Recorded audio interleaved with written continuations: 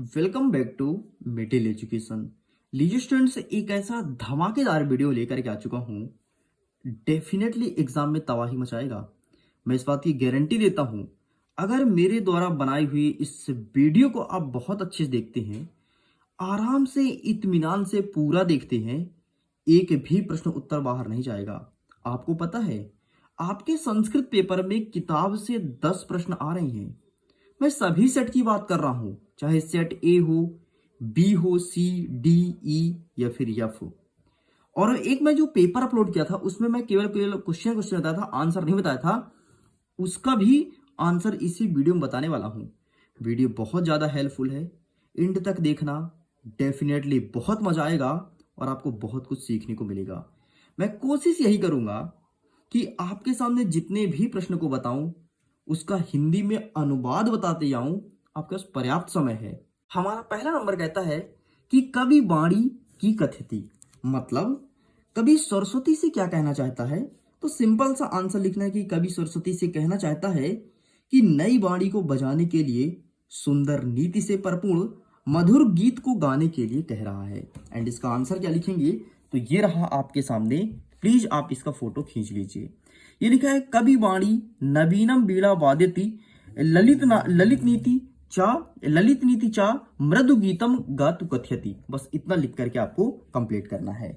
Next आगे देखते हैं। प्रश्न क्रमांक 2 कह रहा है निर्धनाया वृद्धाया दुहिति कीदृशी आसीत। ये प्रश्न बोला गया है, तो इसका सिंपल सा हिंदी अनुवाद क्या होगा इसको मैं बता देता हूं। तो इसका मतलब होगा कि निर्धन वृद्ध की पुत्री कैसी थी।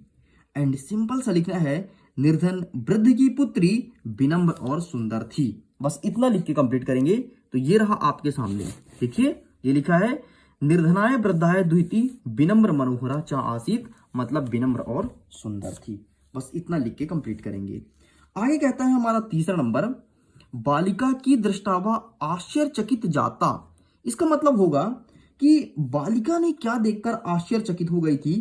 तो बालिका सोने के बने महल को देख करके आश्चर्यचकित हो गई थी। एंड ये रहा इसका आंसर। आप लिखेंगे बालिका स्वर्णमयम प्रसादम दृष्टवा आश्चर्यचकित जाता। बस इतना लिख करके आपको कंप्लीट करना है। आगे बढ़ते हैं। 5वां नंबर कह रहा है कि काला कस्य रसम पिबती। काला कस्य रसम पिबती, ये आपके अध्याय 3 से प्रश्न पूछा गया है। इसका हिंदी अनुवाद होता है कि समय किसका रस पीता है। तो समय आदान प्रदान और प्रत्येक योग्य कार्य आदि तुरंत नहीं किए जाने पर रस पीता है। एंड ये रहा इसका आंसर। तो आप इसका स्क्रीनशॉट ले लीजिए, ठीक है। आपके एग्जाम में यही क्वेश्चन देखने को मिलेगा। आगे बढ़ते हैं। नेक्स्ट कहता है कि जीमूत वाहन कीदृशी आसीत। ये प्रश्न पूछा गया है। इसका मतलब होगा कि जीमूत वाहन कैसा था। तो हिंदी में लिखेंगे जीमूत वाहन महान दानवीर और सभी प्राणियों की कृपा करने वाला था। संस्कृत में क्या होगा, तो ये रहा आपके सामने संस्कृत में। तो प्लीज आप इसका भी स्क्रीनशॉट ले लो। जीमूत वाहना महान दानवीरा सर्व भूति नुकंपा चा आसीत। बस इतना लिख करके आपको कंप्लीट करना है। साइड करते हैं। नेक्स्ट कह रहा है हमारा 7वां नंबर, जंतवा केन तुष्यंती। ठीक है, ये प्रश्न पूछा गया है। अच्छा देखिए स्टूडेंट्स, यहाँ पर मैं जितने भी क्वेश्चंस को बता रहा हूं सभी को अच्छे से प्रिपेयर कर लेना। डेफिनेटली 100% मार्किंग होगी। एंड यही क्वेश्चन आपके एग्जाम में देखने को मिलेगा। तो जंतवा केन तुष्यंती मतलब होगा कि प्राणी किस विधि से प्रसन्न होती हैं। तो सिंपल से लिखना है कि कोई भी प्राणी वह हो मीठी वाणी बोलने से आपका खुश होते हैं, प्रसन्न होते हैं। तो सिंपल से लिखेंगे कि जंतवा प्रिय वाक्य प्रदानेन तुष्यंती। बस इतना लिख के कंप्लीट करना है। आगे बढ़ते हैं। इसी का नेक्स्ट 8वां नंबर कह रहा है कि सज्जना नाम मैत्री कीदृशी भवती। इसका मतलब होगा कि सज्जनों की मित्रता कैसी होती है। तो सिंपल सा लिखेंगे कि सज्जनों की मित्रता पहले छोटी और बाद में बढ़ने वाली होती है। बस इतना लिख करके कंप्लीट करना। ये लिखा है सज्जना मैत्री पुरा लांघवी बुद्धिमती च पश्चात भवती। बस इतना लिख के कंप्लीट करेंगे। एंड सभी सेटों के लिए बहुत ज्यादा इंपॉर्टेंट क्वेश्चन आपके सामने रख रहा हूं। आगे बढ़ते हैं। प्रश्न क्रमांक 9 कह रहा है कि बाला कदा क्रीडंतुम आगच्छत। ये चीज बोला गया है कि बाला कदा क्रीडंतुम आगच्छत, मतलब होगा कि बालक कब खेलने के लिए चला गया। तो बालक विद्यालय जाने के समय खेलने के लिए चला गया। तो ये रहा इसका आंसर। लिखा गया है बाला पाठशाला गमन वेलयाम क्रीडंतुम आगच्छत। बस इतना लिख करके आपको कंप्लीट करना है। साइड करते हैं। नेक्स्ट कहता है हमारा प्रश्न क्रमांक 10। 10वां नंबर कहता है कि बालकस्य मित्राणि किमर्थम किमर्थम तृणामः आह्वान। बस ये प्रश्न बोला गया है। इसका मतलब होगा कि बालक में मित्र किस लिए जल्दी में थे।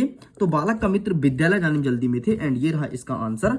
आप लिखेंगे बालकस्य मित्राणि विद्यालय गमन त्वरणीयम आह्वान। बस इतना लिख करके कंप्लीट करना है। साइड करते हैं। नेक्स्ट कह रहा है प्रश्न क्रमांक 11।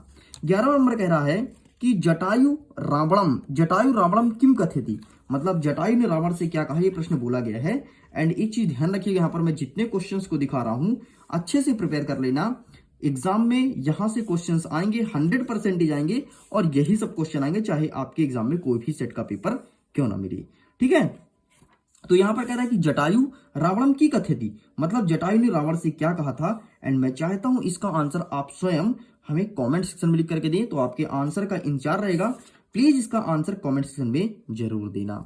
नेक्स्ट कह रहा है कि क्रोधवशत रावणः की कुर्वन्ति उद्धतः अभवत्। ये चीज बोला गया है। इसका मतलब होगा कि क्रोध के कारण रावण क्या करने के लिए तैयार हो गया था। तो क्रोध के कारण रावण जटायु को तलवार से प्रहार कर मतलब मारने के लिए तैयार हो गया था। आप देखे होंगे रामायण में कि रावण क्या करता है, तलवार निकालता है और जटायु को प्रहार करता है।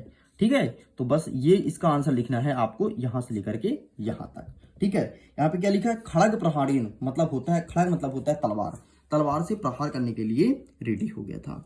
आगे बढ़ते हैं। हमारा प्रश्न क्रमांक क्या कह रहा है, 13वां नंबर। 13वां नंबर क्या कह रहा है कि प्राकृतिक प्रमुख तत्व कौन से, मतलब प्रकृति के प्रमुख तत्व कौन कौन से हैं। तो आप सबको पता है कि क्षिति, जल, पावक, गगन, समीरा, ये पृथ्वी के ये प्रकृति के 5 तत्व हैं। एंड यहाँ पर लिखा गया आप देख सकते हैं। क्षिति मतलब आपका क्या हो जाएगा, पृथ्वी। जल मतलब जल, पानी। क्षिति जल, पावक मतलब अगन आग, और गगन मतलब आकाश, और समीर मतलब वायु। ठीक है, जो ये तेज लिखा है तेज मतलब आग होगा। ठीक, तो इस प्रकार से इतना लिख करके कंप्लीट करेंगे। चलिए आगे बढ़ते हैं। नेक्स्ट देखते हैं। नेक्स्ट आपके सामने प्रश्न क्रमांक 14 कह रहा है कि लोक रक्षा कथा संभवती। ये प्रश्न बोला गया है, लोक रक्षा कथा संभवती मतलब संसार की रक्षा कैसे संभव है। तो संसार की रक्षा प्रकृति की रक्षा के द्वारा ही संभव है। अगर हम प्राकृतिक की रक्षा करेंगे तो संसार की रक्षा डेफिनेटली होगी। एंड ये रहा आपके सामने, लोक रक्षा प्रकृति रक्षा संभवती। बस इतना लिख करके आपको कंप्लीट करना है। चलिए साइड करते हैं। नेक्स्ट कहता है कि परिष्कृति पर्यावरणम अश्मभ्यम की ददेति। ये चीज बोला गया है। तो सिंपल सा इसका हिंदी अनुवाद होगा कि शुद्ध पर्यावरण हमें क्या क्या देती है।